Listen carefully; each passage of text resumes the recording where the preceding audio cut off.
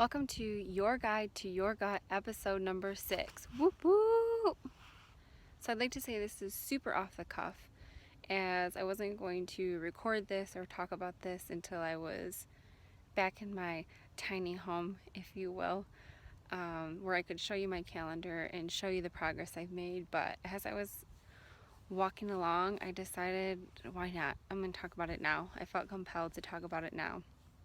I'd also like to point out I would never put these dangly earrings on just to go for a hike, but I just got off work and trying to make the most of the day before the sun goes down.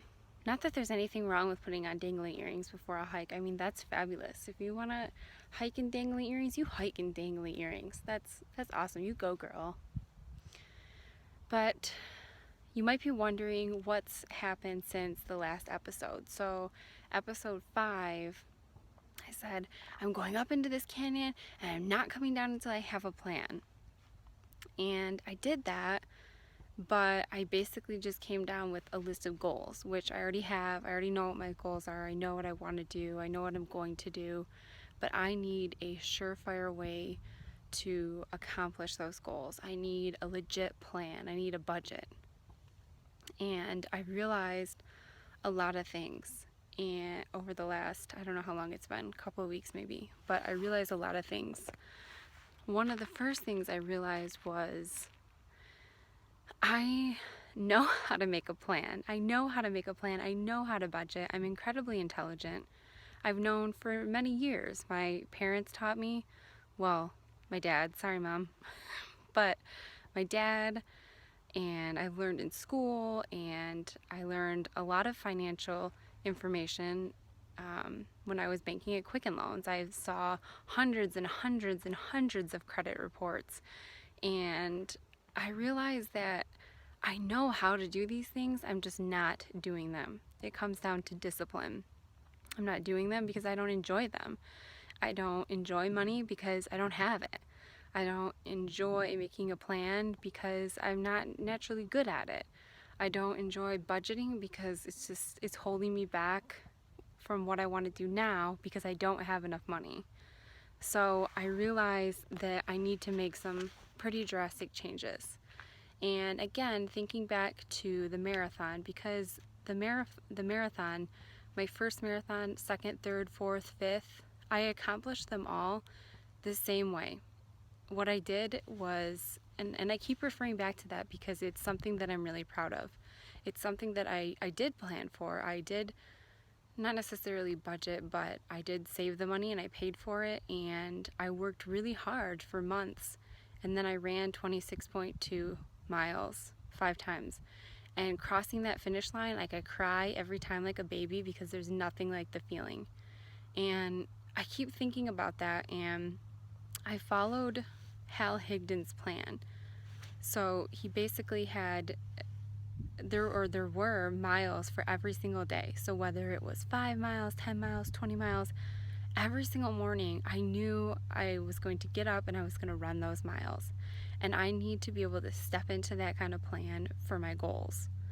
But because of the magnitude of my goals and the amount of my goals, the planning is going to take a lot. The planning itself is going to take a lot of time and a lot of work and a lot of research. And I'm totally pumped to do that. But I just realized I need to tackle it a different way to make it a successful plan, to make it something that I can step into. So I just get up and I know I got to do this, this, and this today. Done. So I actually went out and bought a calendar, a dry erase calendar, and on the top I have an inspirational quote for the month. On the side I have all the goals that I want to accomplish, and then basically each Monday I pick a goal off the right side and I research it and I plan it and I map out for the week what I'm going to do on every single day.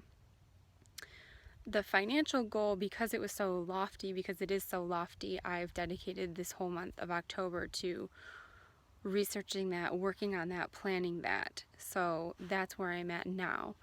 And in an effort to create a solid budget, I realize I need to research myself. I need to really take a hard look at myself and how much am I bringing in and how much I'm spending and what bills do I have. I mean, it's just simple, like budgeting 101. Like, everybody knows this. It's nothing new.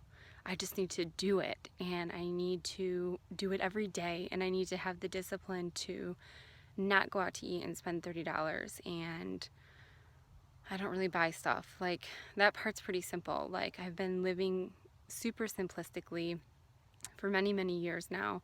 So, like, buying stuff is not really an issue. I spend most of my money going out to eat.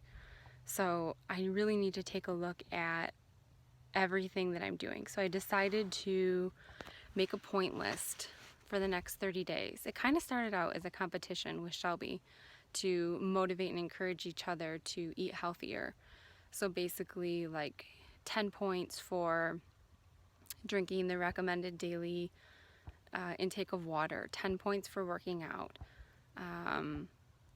negative 10 points for drinking, negative 10 points for caffeine, 2 points for fruit, 4 points for vegetables, 10 points for 3 servings of protein a day. You get the idea, but the idea was to send each other a recap of the day at the end of the day, and at the end of 30 days, whoever has the most amount of points wins. So that's how it started off. And of course, if you know me, I took it to a whole new level and decided to incorporate everything into that.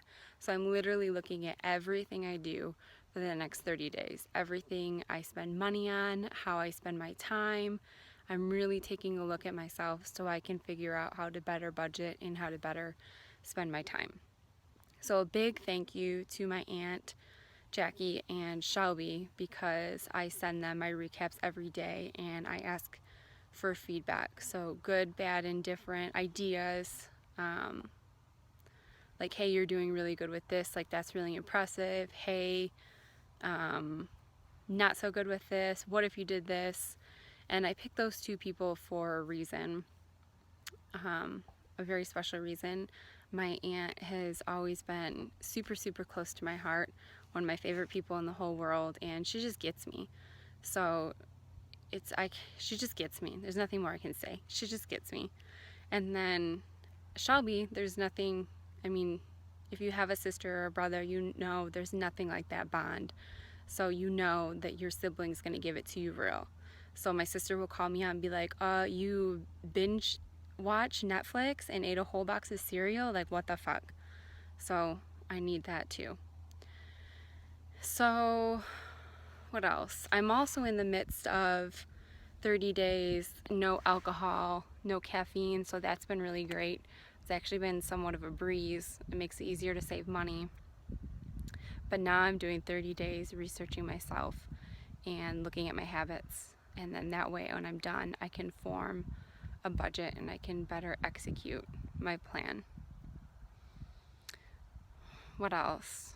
I was going to give you a tour of my tiny home. I'll do that when I get back to the car. I think that's it for now.